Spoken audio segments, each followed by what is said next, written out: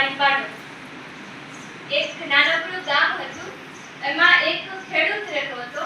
ખેડૂતનું નામ એડગર હતું અને એને પ્રાણીઓ પાળવાનો બહુ જ શોખ હતો અને એની પાસે એક સરસ મજાનો પાડો હતો અને એ પાડાનું નામ એણે બાઉન્ટી રાખ્યું હતું।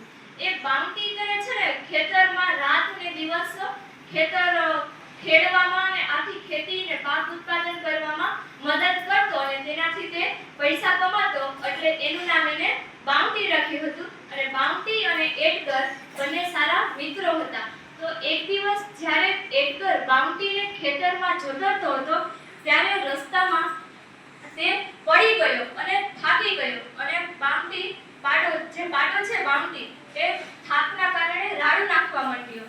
તો એડગરને પછી થયું કે હવે આ પાડો કંઈ કામનો નથી, હવે આને વેચી નાખવો જોઈએ, કે હવે આનાથી કંઈ કામ થતું નથી, આ બોજનો થાકી જાય છે અને મારે બીજો પાડો લઈ આવવો પડશે। તો બીજા દિવસે તે એક બીજો પાડો લઈ આવ્યો અને તે બીજા પાડાને વધારે પ્રેમ કરવા લાગ્યો, એને જ વધારે મિત્ર બનાવ્યો અને એની સાથે જ વધારે સમય કાઢવા લાગ્યો। તો જ્યારે એક દિવસ બાઉન્ટી અને જે બીજો પાડો છે એને ખેતરમાં હારે જોતરતા હતા, બંનેની હારે જ્યારે હળ હકાવતા હતા તો ત્યારે બાઉન્ટી પડી ગયો અને દર્દના કારણે રાડું નાખવા માંડ્યો। તો પછી તે દિવસે એડગરને છે ને રાત્રે ઊંઘ જ ના આવી। એને એમ થયું કે હવે આને મારે છોડવાનો સમય આવી ગયો છે, હવે આ સ્વતંત્ર મિજાજનું એક પ્રાણી છે કે જેને આઝાદીમાં રહેવું ગમે છે, એને હવે કામ કરવું ગમતું નથી। તો બીજા દિવસે એડગર તે બાઉન્ટીને લઈને જંગલ તરફ ગયો અને જંગલમાં જઈને તેણે બાઉન્ટીને કહ્યું કે જા દોસ્ત, હવે તું આઝાદ છે, તારે હવે કાંઈ પણ કામ કરવાનું નથી, હવે તું તારી રીતે ગમે ત્યાં હરી અને ફરી શકે છે અને જો તને ઘરની યાદ આવે તો તને રસ્તો તો ખબર જ છે, તું ઘરે પાછો આવી શકે છે।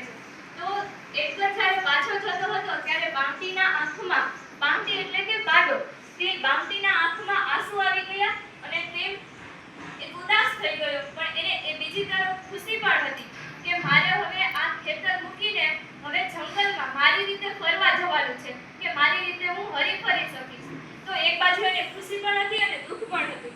પછી જ્યારે એડગર ચાલ્યો ગયો ત્યારે બાઉન્ટી જંગલ તરફ ગયો અને પછી આખું જંગલનું અવલોકન કર્યું અને ત્યાર પછી જંગલમાં ફરવા લાગ્યો। ત્યાં તળાવનું પાણી પીધું, પછી ત્યાં ઘાસ ચર્યું, થોડીવાર આરામ કર્યો, નિંદર કરી, પછી એમ કરતા કરતા રાત પડી ગઈ અને એને આ જીવન ગમવા લાગ્યું કે બસ ખાવું પીવું અને મોજ કરવી, એને આ જંગલનું જીવન ગમવા લાગ્યું। તો પછી એને હવે વિચાર્યું કે હવે રાત પડી ગઈ તો મારે ક્યાંક રોકાવું પડશે। એને જોયું તો તળાવની પાસે જ એક ગુફા હતી। તો તેણે એ ગુફામાં ગયો અને તેનું વાતાવરણ જોયું તો એનું વાતાવરણ ખૂબ જ ગરમ અને ઠંડુ મિશ્ર પ્રકારનું છે, એટલે રહેવા માટેની આ જગ્યા યોગ્ય છે, એટલે હું ત્યાં આજનો દિવસ ત્યાં રોકાઈ જાઉં એવું વિચારીને ત્યાં ગુફામાં રહેવા લાગ્યો। થોડા દિવસ તે ગુફામાં રહ્યો, કોઈ આવ્યું નહીં એ ગુફામાં, એટલે એને એ ગુફાને પોતાનું ઘર માની લીધું અને બાજુના તળાવમાંથી પાણી પીવે, બાજુના ઉગેલું ઘાસ ખાય અને ગુફામાં આખો દિવસ આરામ કરે। તો એને તો આ મસ્ત આખું જીવન ગમવા લાગ્યું કે ગમે ત્યાં ફરવું, ગમે ત્યાં જવું, મન પડે તેમ કરવું। પછી એ આ પણ એક છે ને ગામડાનું પ્રાણી હતું, પાલતુ પ્રાણી હતું, એટલે એના જંગલના પ્રાણીઓ વિશે કંઈ ખબર નહોતી, એક ઘોડું પ્રાણી હતું। તો એની પાછળ જ્યારે આ બધું કામ કરતું ને પાણી પીવું ખાવું, તો એની પાછળ એક હતું કે જે એને નજર રાખી રહ્યું હતું। તો એક શિયાળ હતું, શિયાળનું નામ ટીમી, એ ટીમી શિયાળ એની પર નજર રાખતું કે આ કોણ છે કે જે આ પ્રાણી આ ગુફામાં રહે છે અને હરે ફરે છે, તો ચાલે થોડી કઈ મજા લઈ લઉં, ત્યાં મૂર્ખ છે કે એકલો રહે છે કે પછી બહુ બુદ્ધિશાળી છે, કે ચાલે એક મજા લઈ લઉં, એમ કરીને શિયાળ બાઉન્ટી પાસે જાય છે। ટીમી શિયાળ બાઉન્ટી પાસે જાય છે અને બાઉન્ટીને કહે છે કે શું તમે અહીં નવા છો, કે આ જંગલમાં તમે નવા છો? તો બાઉન્ટી કાંટાએ કહ્યું કે નહીં, હું અહીંયા નવો નથી, કેમ કે હું ઘણા દિવસથી અહીંયા રહું છું, એટલે હું પોતાને નવો નહીં કહું। પછી શિયાળે કહ્યું કે તો તમે અહીંયા શું કામ અને આ ગુફામાં તમે રહો છો, એ ગુફા મારી છે। તો બાઉન્ટીએ કહ્યું કે આ ગુફા તમારી નથી અને મને ખબર છે કે તમે આ ગુફાના રાજા નથી, તો હું તમને કંઈ પ્રણામ પણ નહીં કરું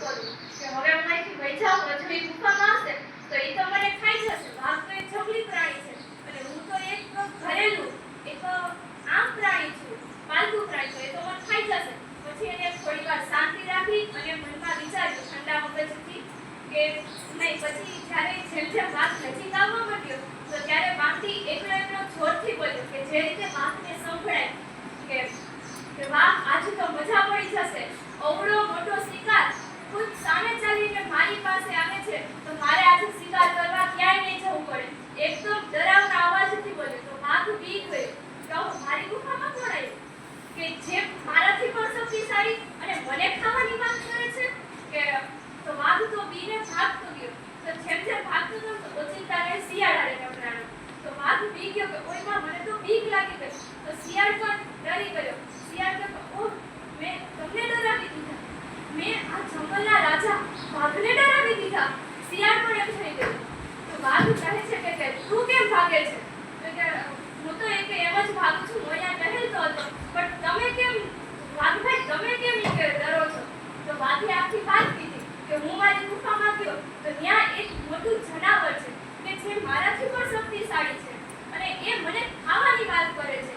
મને આ જંગલના રાજા વાઘને ખાવાની વાત કરે છે. તો શિયાળને હસવું આવ્યું કે એ કોઈ શક્તિશાળી બીજું કોઈ જનાવર નથી, એ તો ખાલી એક સામાન્ય એવો ગામડાનો પાડો છે. તો વાઘને વિશ્વાસ ના આવે કે આપણે હાલો ચેક કરવા જઈએ કે ત્યાં ખરેખર કોઈ બીજું અન્ય જંગલી પ્રાણી છે કે આ બાઉન્ડી છે. તો પછી શિયાળે કહ્યું કે જો વાઘભાઈ તમને મારી પર વિશ્વાસ ન હોય તો તમે એક કામ કરો કે એક દોરડું લો, દોરડાને મારી પીઠ પર બાંધો એક છેડો અને બીજો છેડો તમારી પીઠ પર બાંધો. જો હું ભાગવાનો પ્રયત્ન કરું તો પણ તમારી સાથે સાથે જ રહીશ. જો તમને વિશ્વાસ ન હોય તો તમે આવું કરી શકો. તો વાઘે એમ કહ્યું કે એક દોરડું લીધું અને એક છેડો શિયાળની પીઠ પર બાંધ્યો અને એક છેડો પોતાની પીઠ પર બાંધ્યો અને પછી બંને ગુફા તરફ ગયા. ગુફામાં જઈને જોયું તો શિયાળે કહ્યું કે વાઘભાઈ અહીંયા ઊભા રહો, હું તમને બતાવું કે એ પાડો છે. હમણાં હું રાડ પાડું એટલે એ બહાર આવશે. તો પાડો છે ને અંદર બેઠો બેઠો આ બધું સાંભળતો હતો કે શિયાળની આ ચાલાકી છે મને વાઘનો શિકાર બનાવવા માટે. તો વાઘટીએ જે પાડો છે વાઘટી એને મગજ શાંત રાખ્યું અને ધીરજતાથી વિચાર્યું કે હવે મારે શું કરવું. કે તાત્કાલિક ઉતાવળમાં નિર્ણય ન લીધો ભાઈ કે હવે મારે શું કરવું જોઈએ. તો એને વિચાર્યું કે વાહ શિયાળભાઈ તમે તો એક જ વાઘ લઈને મારા માટે, અમે તો બે જણા છીએ અંદર, એક વાઘમાં અમારા બે જણાનું પેટ કઈ રીતે ભરાય? કે તમે કાંઈ વાંધો નહીં, એક વાઘને તમે અંદર મોકલો, એમાંથી જ અમે આજનો દિવસ પસાર કરી લેશું. કાલે તમે બીજો શિકાર ગોતીને આવજો અને તમારી આ ચાલાકી જોઈને હું ખુશ થઈ છું અને તમને ઇનામ પણ આપીશ. પણ કાલે તમારે બે વાઘ લઈ આવવા પડશે કેમ કે અમે બે પ્રાણીઓ છીએ. તો એ જોઈને વાઘને થયું કે શિયાળે તો મારી યારે કંઈક ચાલાકી કરી છે કે આ કે અંદર ખરેખર બીજું કોઈ અંદર શક્તિશાળી પ્રાણી છે, પાડો નથી અને શિયાળ મને ખુદ શિકાર બનાવવા માટે લઈ જાય છે કે નહીં.